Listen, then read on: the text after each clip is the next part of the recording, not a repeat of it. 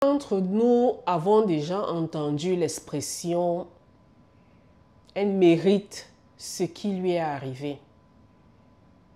Elle n'est pas soumise. Elle parle trop.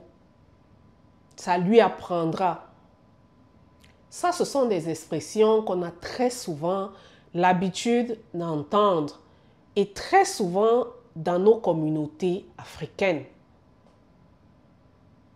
À votre avis, le fait qu'elle parle trop, est-ce que ça justifie qu'on l'envoie à 2 mètres sous terre?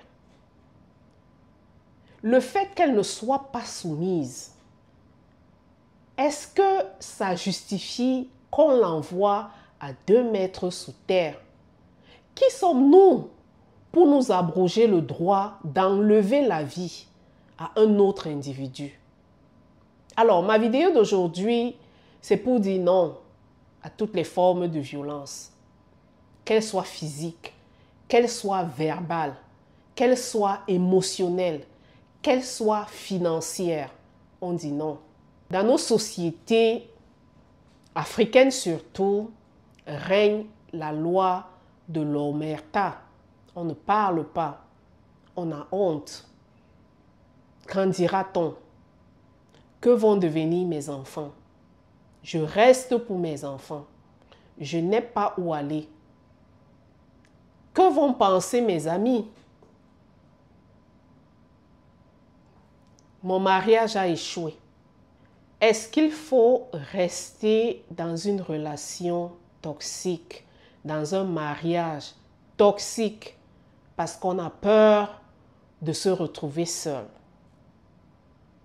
Et la peur de se retrouver seul peut conduire à des situations telles que celles que nous avons vécues du côté du Québec. La peur de laisser nos enfants ou bien de rester pour nos enfants peut conduire à des situations telles que nous avons vécues il y a quelques jours du côté du Québec. Parce qu'en réalité, lorsque un drame comme celui-là finit par arriver, alors on a perdu également ces enfants qu'on voulait tant préserver, entre guillemets. Parce que pour moi, ce n'est pas une façon de préserver les enfants.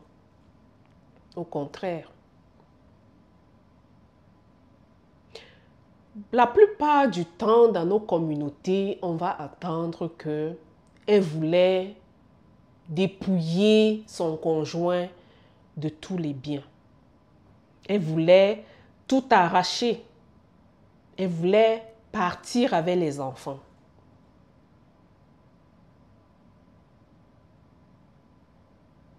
Ma vidéo d'aujourd'hui, ce n'est pas pour indexer qui que ce soit. Ce n'est pas pour dire qui a raison, qui a tort. Quelle que soit la situation, alors je reprends, quelle que soit la situation, rien ne justifie ce genre de violence qui conduit au drame. Rien ne justifie cette violence-là.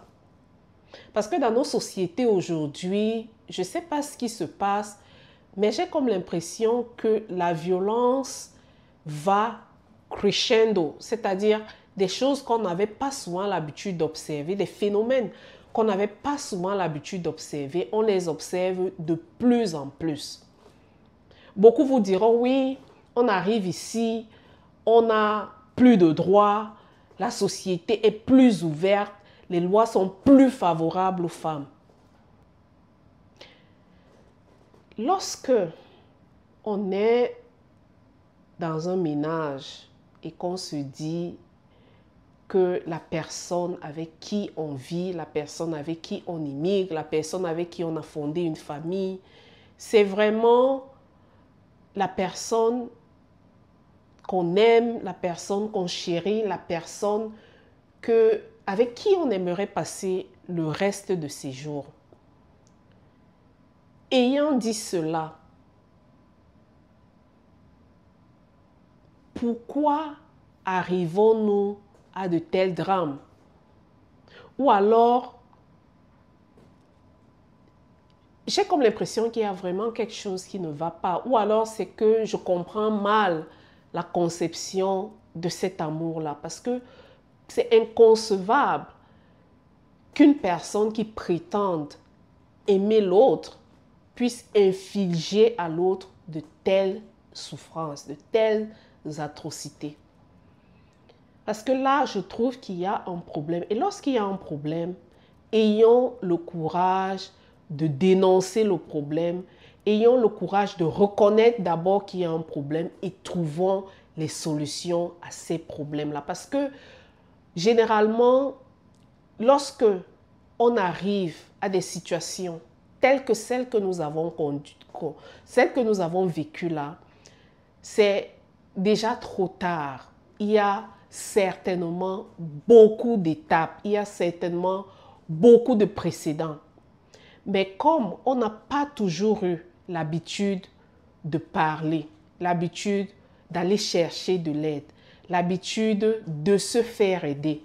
Parce que oui, dans beaucoup de communautés, aller consulter, aller faire des thérapies, c'est comme un échec. C'est comme si c'était pour des autres. Mais lorsqu'il y a un problème, il faut chercher des solutions. Il faut chercher des solutions et il faut trouver des solutions. Et lorsque aucune solution n'est possible, il faut partir. Aussi simple que ça. On n'est pas obligé de rester dans un ménage à cause du qu'en dira-t-on.